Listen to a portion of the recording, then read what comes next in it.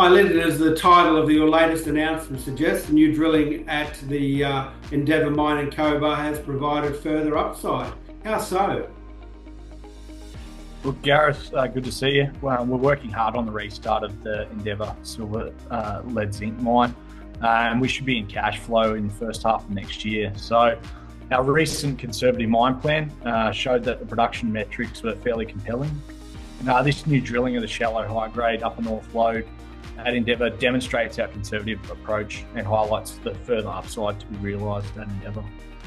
So what exactly did the drilling tell you?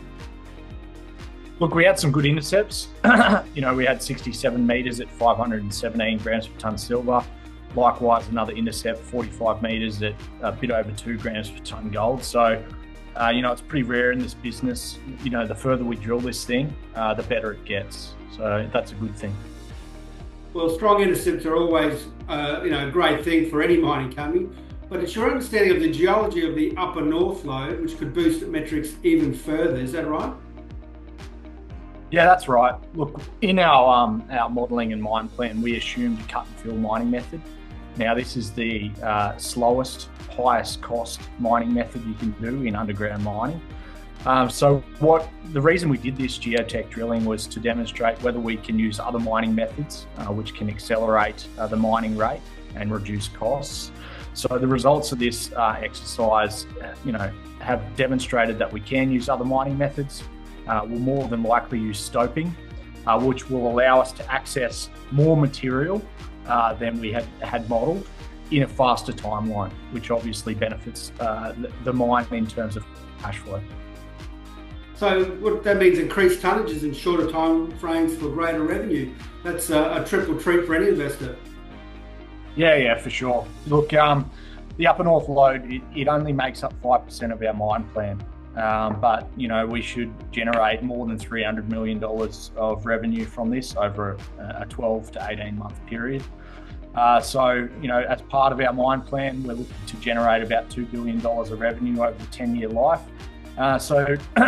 Based on the conservative, study we put out, look, there's lots of upside we can realise, and this is just one example of that. So with the mine restart closer in view, why should investors take a closer look at Polymetals? Look, the Endeavour mine is the 5th largest silver lead zinc mine in the country. It operated for 38 years. It's fully approved and permitted.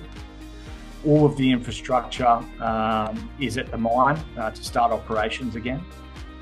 Polymetals has operated in the Cobar region for over 30 years.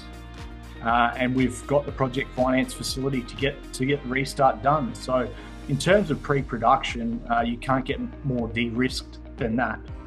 When it comes to valuation, it's not hard to do the calculations, but let's just look over the next 18 months from today. We should generate in excess of $120 million of free cash.